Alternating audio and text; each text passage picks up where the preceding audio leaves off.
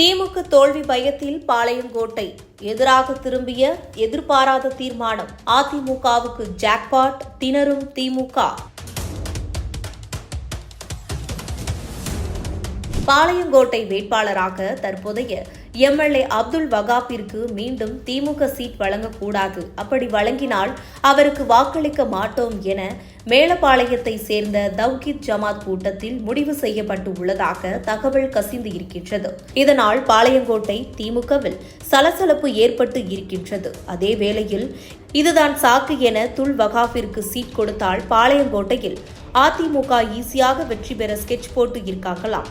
இதனால பயங்கர டென்ஷன்ல இருக்கும் திமுக கூட்டணியில் உள்ள இஸ்லாமிய கட்சிகளும் அப்துல் வகாப்பிற்கு பதிலாக எங்களுக்கே வாய்ப்பு கொடுங்கன்னு கங்கணம் கட்டிக்கிட்டு இருக்காங்களாம். அப்படி என்னதான் பண்ணாரு வகாப்? KN நேரு அவருடைய ஆதரவாளராக அறியப்படும் இவர் கட்ட பஞ்சாயத்து, இவர் மீது வந்த அதிகபட்ச குற்றச்சாட்டுகளால் சில மாதங்களுக்கு முன்புதான் மாசே பதவி பறிக்கப்பட்டது. பின்னர் சிபாரிசு மூலம் மீண்டும் பதவி வழங்கியதும் இது பத்தாத குறைக்கு முன்னாள் மேயர் சரவணன் இவருடைய டார்ச்சர் தாங்காமல் ராஜினாமா செய்தது ஊரறிந்த விஷயம்.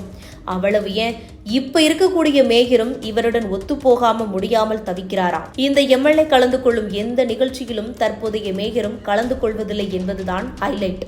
இவ்வளவு குற்றச்சாட்டுகளுக்கு நடுவுல தான் மீண்டும் வருகின்ற சட்டசபை தேர்தலில் போட்டியிட்டு எப்படியாவது அமைச்சர் ஆகிட வேணும்னு நினைப்புல இருக்கிறாராம். ஆனால் இவர் மீண்டும் நின்றால் இவர் சார்ந்த தவ்ஹீத் ஜமாத் கூட இவருக்கு ஆதரவாக செயல்பட விருப்பமில்லையாம். நிலைமை இப்படி இருக்க தற்பொழுது என்டிஏ கூட்டணி நாளுக்கு நாள் பலம் பெற்று வருவதால் திமுகவுக்கு கடும் நெருக்கடி ஏற்பட்டு இருக்கின்றது. இப்படியான நிலையில் எந்த தொகுதியிலெல்லாம் திமுக பலமாக இருக்கிறதோ அந்த தொகுதியில் சரியான கேண்டிடேட்டை நிறுத்தி வெற்றி பெற்றே ஆகணும்னு இக்கட்டான சூழ்நிலையில இருக்கு திமுக.